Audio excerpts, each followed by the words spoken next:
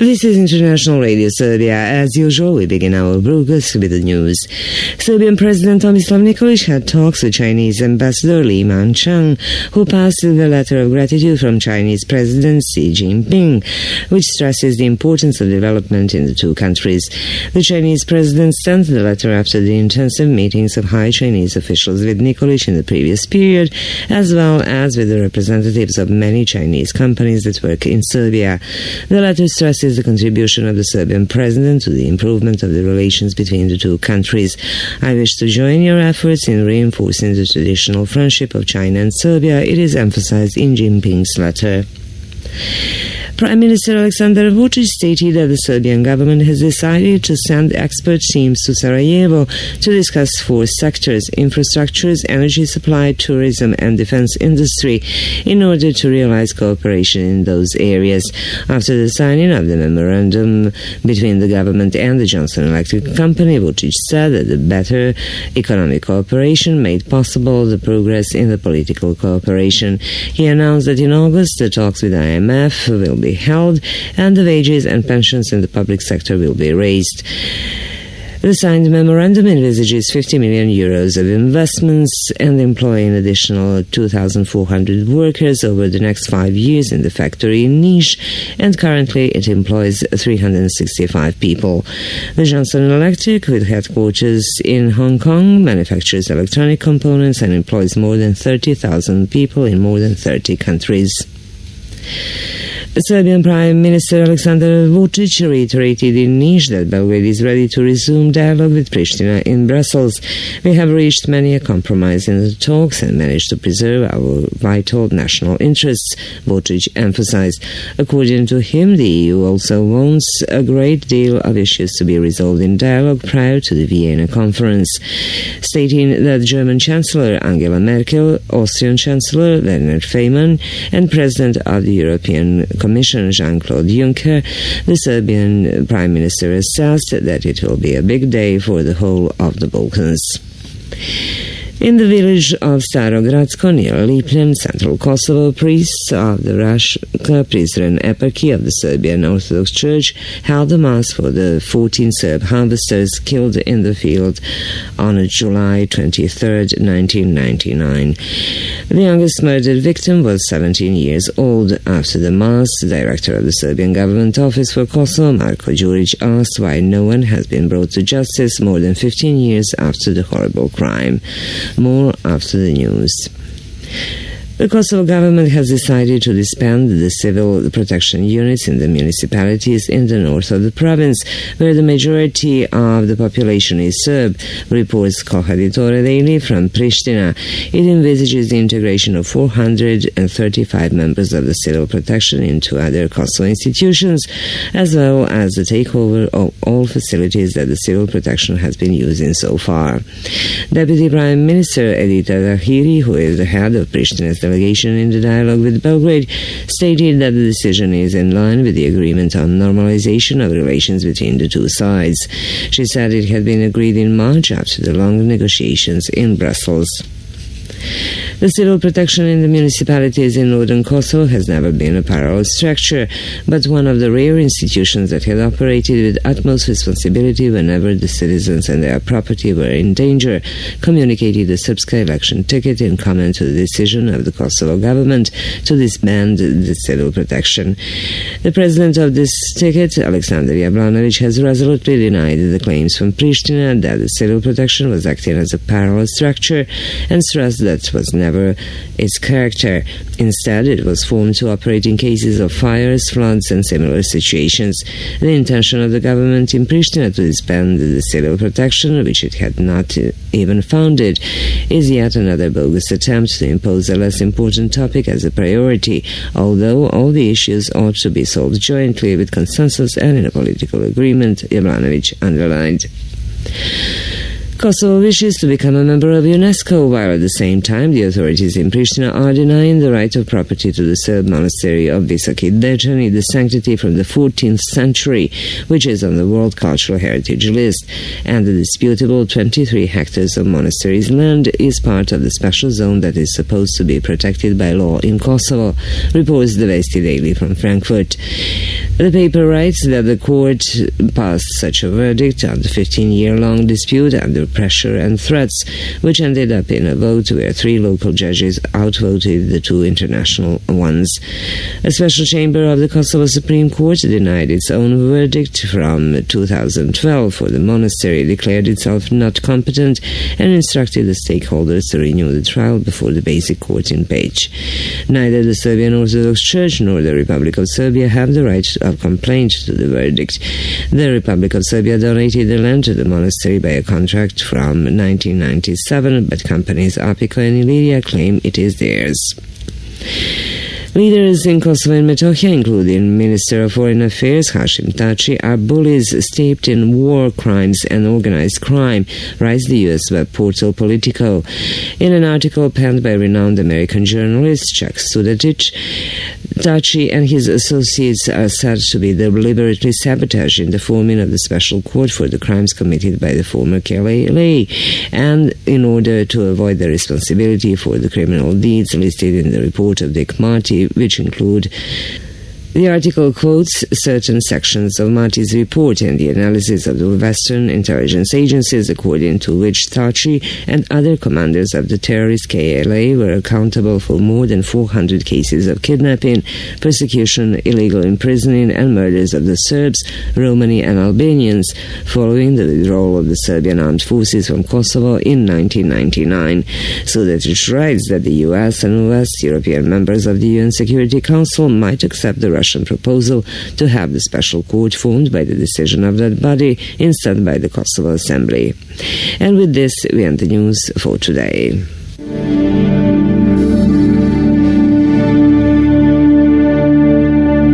This is the International Radio of Serbia. Stay tuned. Stay tuned. This is the International Radio of Serbia. Stay tuned. Stay tuned. Stay tuned. This is the International Radio of Serbia. Stay tuned. Stay tuned. Stay tuned. Stay tuned. Stay tuned. 16 years ago, in Starogradsko, near Lipljan in Kosovo and Metohija, 14 Serb harvesters were killed. No one has been held responsible for this act, which is one of the biggest crimes against Serbs that occurred after the arrival of Jurmik and Klejfor. At the memorial plaque in Starogradsko, Bishop Teodosije of Raška and Prizren and Kosovo and Metohija eparchy served the memorial service, which was attended by Director of the Serbian Government's Office for Kosovo and Metohija, Marko Đurić. Đuro Maralbabić has more. 14 Serbs from Starogradsko were killed in a field during the harvest on July 23, 1999. Murdered were 4 members of the Janićević family, Slobodan, Mile, Momir, and the youngest one, Novica, who was only 17 years old. Andrija Odalović, brothers Jovica and Rade Živić, Stanimir and Boško Đekić, Sasha and Ljubiša Cvejić, Nikola Stojanović, Miodrag Tepšić, and Milovan Jovanović were killed as well.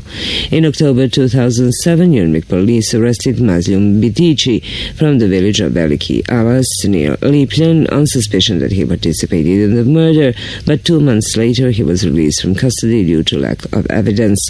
President of the Serbian Assembly Committee for Kosovo and Metohija, Milovan Drecun, told Radio Television Serbia that a number of people were mentioned as possible perpetrators of this horrible crime. One of them was arrested and quickly released, which was followed by some entirely non-binding statements of international officials. I cannot help but feel that the case has been covered up by the international presence in Kosovo. As for the state of Serbia, the War Crime Prosecution Office should be in charge, and I cannot accept their passive behavior. Dresden said. Albanian extremists have repeatedly bombed the monuments and desecrated the cemetery in Starogradsko where the murdered Serb harvesters were buried. At a session of the Kosovo government, Minister for Communities and Return, Dalibor Jeftic, asked that perpetrators be finally brought to justice. The investment of the Johnson Electric Company, worth 50 million euros, will enable the employment for more than 2,000 people, Prime Minister Aleksandar Vučić stated after a visit to that factory in Niš. He attended the signing of the Memorandum of Understanding between the Serbian government, City of Niš and Johnson Electric. Biljana Blanuša has more. In a few years, Johnson Electric may become the biggest factory in Serbia because large investments are planned for the upcoming period, pointed Vučić. According to him, this company plans to also invest other districts in the southern eastern Serbia. While expressing pleasure over the fact that the company had chosen Serbia to invest in, the Prime Minister added that the government supported their investments with 6.7 million euros. He positively assessed the cooperation between the Johnson Electric and the Technical School and University of Niš, as it is a good example of connection between economy and education.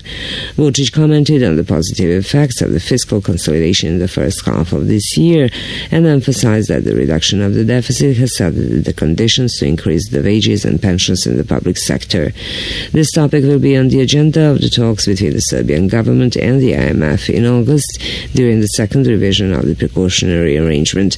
Vučić underlined that the increase will be gradual so that the stability of the public finances would not be threatened. In view of yesterday's visit of the Bosnia-Herzegovina presidency, the Serbian Prime Minister said its goal was to strengthen not only the political relations but also the economic cooperation. With that in mind, Serbia will send economy teams to Sarajevo to discuss the cooperation in the fields of infrastructure, energy supply, tourism and defense industry. The Vice President of the Johnson Electric for Europe, Austin Wong, has stressed that this company has invested 10 million euros in the Niš factory so far. He has highlighted the satisfaction with the workforce and support from the local administration and the Serbian government. Wong said that the plant in Niš holds an important place in that company's system and expressed belief that in the years to come the cooperation will grow even further. Mayor of Niš, Zoran Perišić, underlined that the investment of the Johnson Electric is significant for the city because it enabled new jobs. According to him, the first factory was opened a year and a half ago, and currently it employs 365 workers, while by the end of the year, another 582 people ought to find jobs here. The signing of the Memorandum of Cooperation lays the foundation for the expansion of the production and opening of more working places. Namely, the investment of 50 million euros should provide another 2,400 jobs over the course of 5 years. The Johnson Electric Company signed its first memorandum with the Serbian government in 2013, and so far all of its provisions have been realized. This enterprise works in more than 30 countries and employs over 30,000 people. Many of the palaces in the Italian town of Trieste were built by the rich inhabitants of Serb origins during the 18th and 19th centuries, such as the palaces of Kurtović, Ivanović, Vučetić, Nikolić. Today, almost each one bears the name of the people who erected them. Many Serbian artists and writers had been staying in this littoral town and wrote about it, from Dositej and Vuk to Andrić and modern authors. Dušica Maticki has more in today's cultural feature.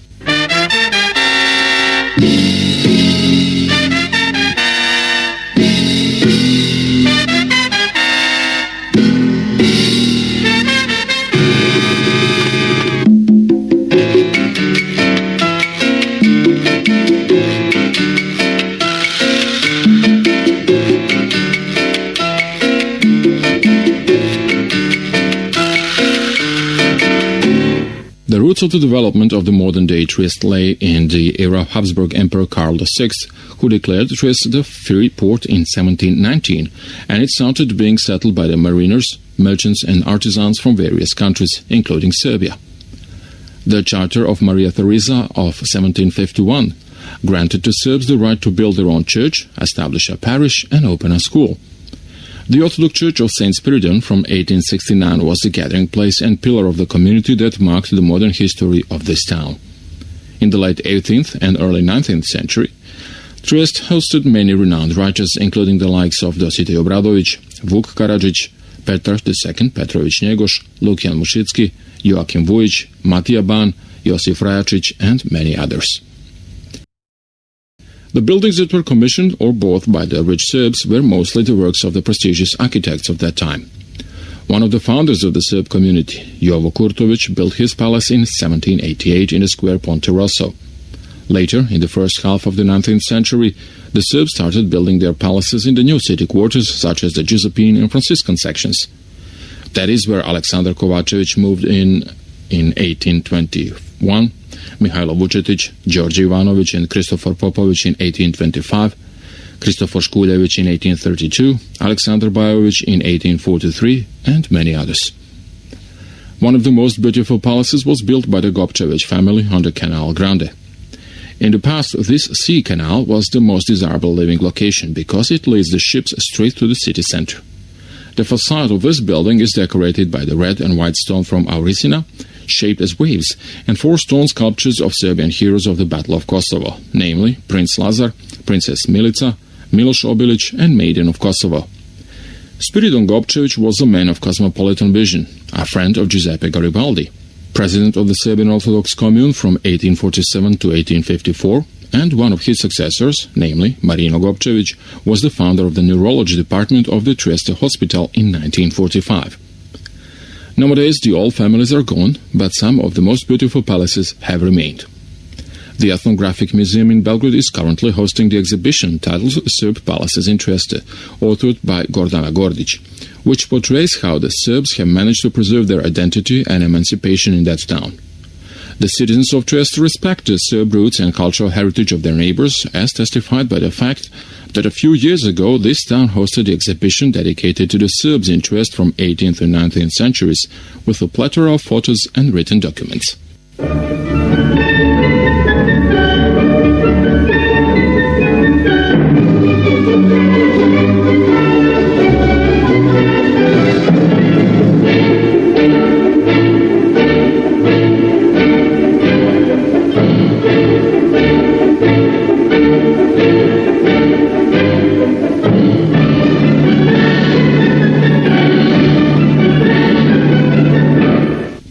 Dear friends, in today's edition of our Music Heritage feature, we introduce you to Jordan Nikolić, one of the best interpreters of Serbian traditional folk songs.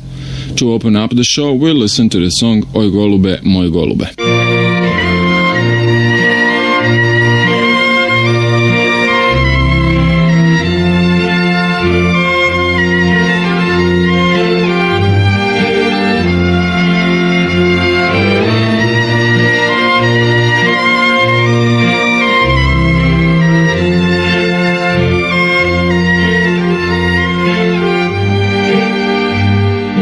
Oj golube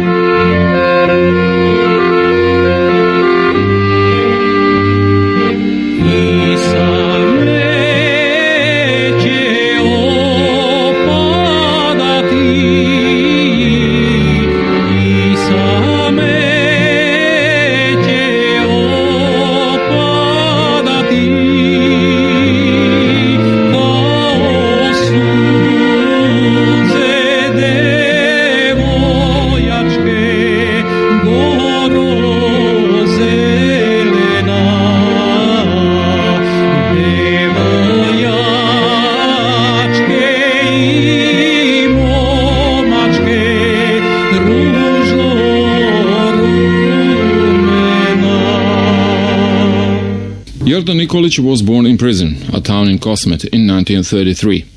His first professional interests were related to literature, so he graduated from the Department of Yugoslav Literature and Serbian Language at the Belgrade Faculty of Philology. However, as a young amateur, he was attracted to the folk art, which motivated him to delve into music instead of teaching job. Therefore, as a singer of folk songs, he realized the ambition of his early youth. His first recordings were made for Radio Pristina back in 1961, while 2 years later he also became the music editor in that institution. Nikolic's first recordings for the needs of Radio Belgrade were done in 1968, and since then he has been constantly enlarging his repertoire and number of fans. The traditional folk music has been preserved by passing from generation to generation, thanking to the people who were traveling the country and writing down the songs. One of them, professor of ethnomusicology Miodrag Vasiljevic, wrote a series of books entitled Yugoslav Music Folklore. Jordan Nikolic has been flipping through the pages of one of those books, namely Folk Melodies of Kosmet, for decades, and selecting the songs that will present him in the best light. His masterful interpretations have succeeded in reviving those songs and their lyrical beauty, interesting rhythms, and subtle melodies. Jordan Nikolic is known as a performer who pours his soul and heart into his music. Many critics have described him as the best Serbian interpreter of songs from Kosmet. Music editor of Radio Belgrade, Dubravka Stamenovic, has once written the following: Jordan Nikolic needs to be seen and heard. His voice and his motions are brought down to essence, because such are the lyrics and melodies of his songs. In his performance there is no swaggering, everything is as the soul dictates. The songs are simple, yet profound, almost aristocratic. Nikolic sings about ancient times he has accepted and preserves in the finest possible manner. His melody, lyrics, motions and voice all make for an integral whole that is part of the universe that permeates our bodies. At the end of today's music heritage, we will listen to another rendition of Jordan Nikolic, this time the song Mario Bela Kumrija.